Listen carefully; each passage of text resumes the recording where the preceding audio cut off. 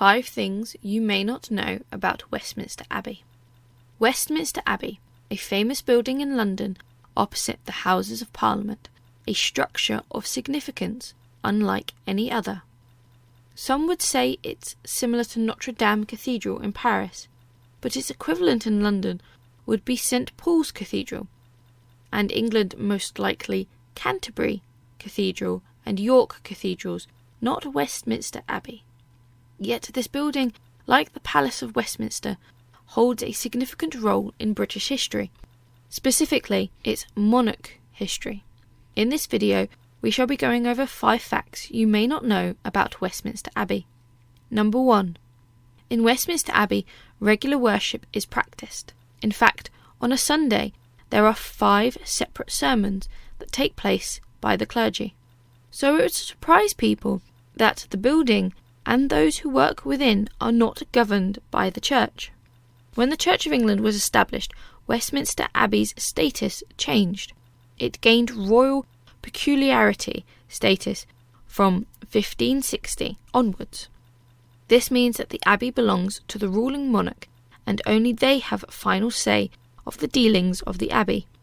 As the Abbey was founded, built and used for the coronations of the monarch by the monarch, it seemed in keeping for it to belong to the monarch as well. Number 2. In keeping with the changes made to the Abbey at the Reformation of religion in England, Westminster Abbey, despite its name, is no longer an abbey.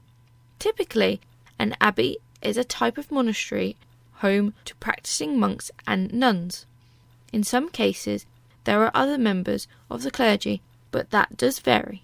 When Henry VIII ordered the reformation of all English churches and the abolishment of the monasteries that affected Westminster Abbey, no longer was it a home for monks and nuns, and by 1559 Westminster Abbey was an abbey only in name, opening the doors for it to be seized by the monarchy and begin its tumultuous history side by side with the monarchy, to its more settled existence that we know today. Number 3. The main parts of the Abbey we all know and love was built by King Henry III in 1245.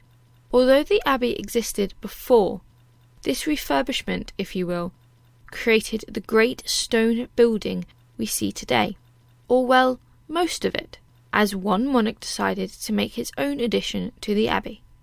As the tumultuous War of the Roses came to an end, a new dynasty began, the House of Tudor, that united the bloodlines of York and Lancaster under one banner. Henry VII's claim to the English throne was weak and very shaky. Though he won by conquest, blood right went more to his wife, Elizabeth of York. Henry VII needed to win the people of England over, the same as he wanted to show his right. A man of symbolism, as we can see with homages to Arthur and Camelot. Another was the additions the king made to Westminster Abbey. He added the Lady Chapel. The Lady Chapel is a glorious example of late medieval architecture. With its Gothic style and famous fan-vaulted ceiling, Henry VII commissioned the chapel as the final resting place of the Tudor dynasty and its loved ones. In fact, the chapel grew to be so popular that it is the burial place for 15 kings and queens, housing every Tudor monarch with the exception of Henry VIII, with additional monarchs and royals such as the likes of Mary, Queen of Scots, also being laid to rest. This addition has been the only one of its kind added to the original building, and unlike other monarchs who have commissioned windows, Henry VII's staple message of grandeur packs a punch to this day. Number 4.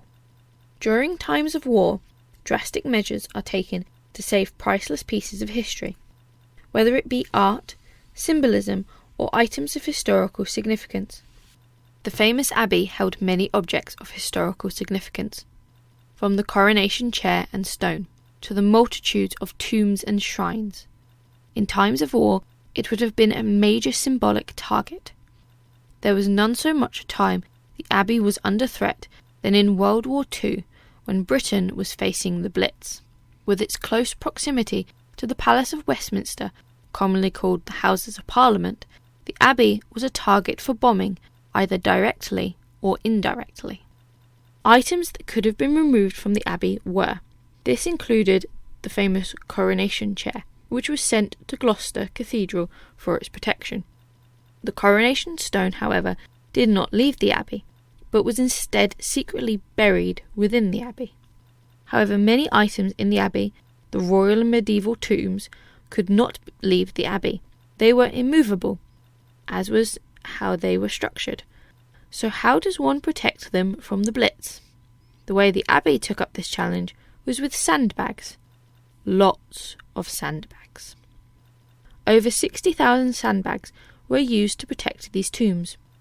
Packed around them from all sides, these sandbags meant that even if a bomb landed on top or nearby, these tombs would be protected and survive with minor or no damage. Or that was the idea. Number 5. Westminster Abbey has always been a location for commemoration. When it was rebuilt into the Abbey we know today by King Henry III, it was done particularly as it was believed the burial location of Edward the Confessor. His tomb even today is the most centralised, with many a young royal buried nearby. Since those days, Westminster Abbey has gone on to be the burial location or commemorated location for over 3,300 people. 17 British monarchs are buried within the Abbey, not including the other royal members such as spouses, princes and princesses. The likes of Poets' Corner and The Unknown Soldier commemorate those who have achieved in some way for the nation. The likes of Isaac Newton, Charles Dickens, William Shakespeare, Laurence Olivier are just a few names you may know.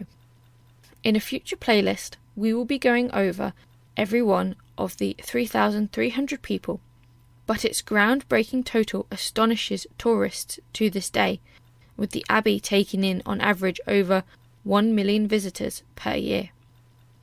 A magnificent building that is a staple of British history. What facts did you know about the Abbey, and would you like to see and learn more? Please like and subscribe, and I would love to see your comments down below.